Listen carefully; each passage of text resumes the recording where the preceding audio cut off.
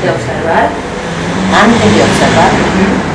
¿Y de dónde vas a sacar la información para hacer una hipótesis? Pero por eso preguntas, sí o sí, digamos, es condición, digamos, siempre, por más que yo haya hecho otras observaciones anteriores. Vos cuando tenés observaciones, también estamos hablando del mismo grupo que estás observando.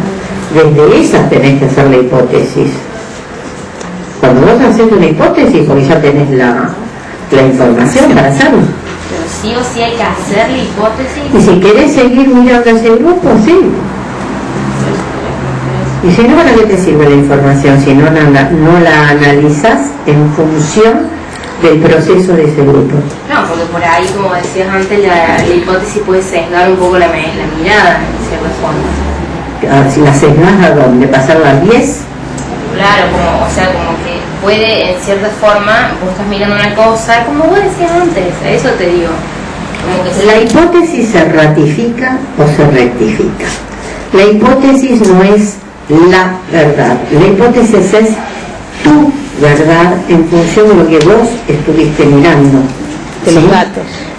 De los datos. Los datos que vos relevaste, digamos, que son tu crónica, ¿sí? Vos vas a ver si esos datos te permiten hacer ese análisis. Y de ese análisis harás la hipótesis. Y la hipótesis tiene que mostrarnos un camino a seguir. Por eso la pregunta que hicieron antes. Y a veces pasa otra cosa. Claro, pero a veces, pero puede ser que uno tiene que evitar eso, ¿no? Porque uno puede ser que se condicione a querer que se cumpla la hipótesis que hizo. Entonces observa desde este lugar, como diciendo, a ver cuándo hacen lo que yo dije. La observación va a ser siempre con el mismo método, digamos. La observación va a tener que tener... Uno hay que correrse de esto un poco. A ver, entendemos esto. El observador no tiene voz en el grupo, por lo menos desde la experiencia que están haciendo ustedes. Entonces, la observación es tener la posibilidad de anotar lo que dicen los integrantes sin preconceptos, sin seleccionar a este le tomo y al otro no le tomo.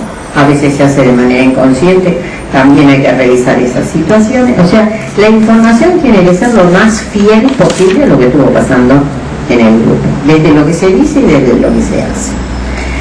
Eso puede a nosotros darnos elementos para armar una hipótesis, ¿sí?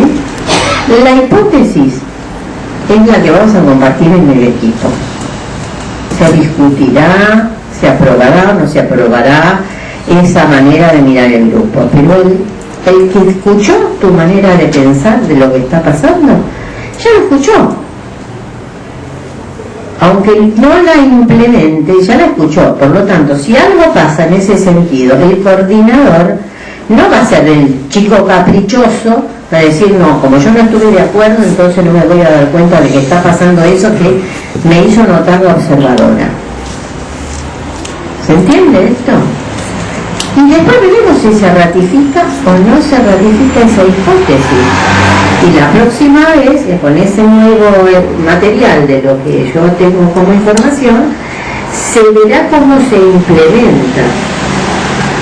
Porque si se instala un conflicto como el que ustedes trajeron, ¿y qué pasa con el campo, con el gobierno, con la situación? Y bueno, ese es un tema que nos importa a todos, nos incumbe a todos. Y si no aparece en función de la hipótesis, y por ahí no la podemos articular, ¿sí?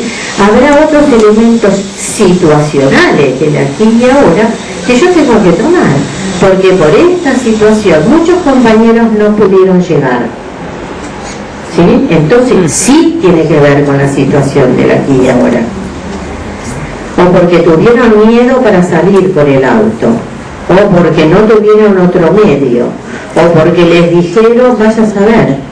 Pero es una situación que nos incumbe porque estamos contando con menos compañeros de los que habitualmente contamos.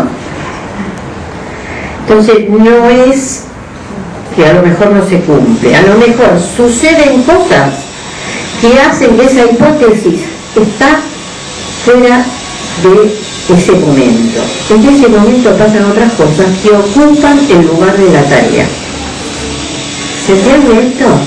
Hay muchas situaciones que pasan, puede ser una huelga como me ha pasado a mí de colectivos y no llega a la gente y a mí me preocupa y entonces le preocupa a los compañeros y los compañeros comentan de eso y no pueden hablar de fantasía inconsciente, tienen que hablar de la huelga de colectivos porque les implica la situación del grupo y de la tarea, ¿sí? Entonces después veremos cómo se incorpora esto del entorno, porque a veces cuando uno a veces repite las cosas y las vacía de contenido de tanto repetirlas. El contexto se hace texto y cuando suceden estas cosas es exactamente eso, ¿sí? El contexto se hace texto y sería de lo no dicho en la contradicción si no apareciera, porque es fuerte, ¿sí? Muchos de ustedes vienen de provincia, de otros lugares, sí. Entonces en algunos lugares se siente más que en la capital, porque en la capital a veces estamos como medio desentendidos de algunas cosas que ustedes viven con mucha más con mucho más impacto.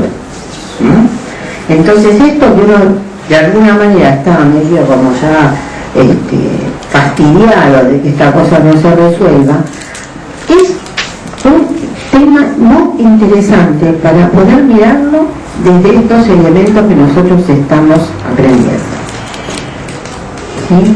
Porque entre lo que se dice y lo que no se dice hay muchos elementos para poner a jugar.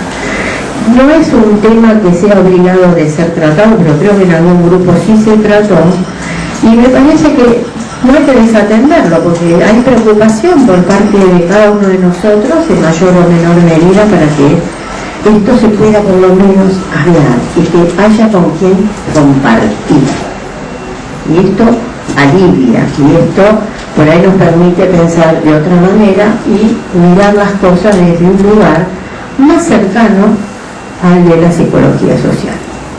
Yo creo que con eso termino y les deseo mucha suerte y bueno, veremos si nos veremos nuevamente.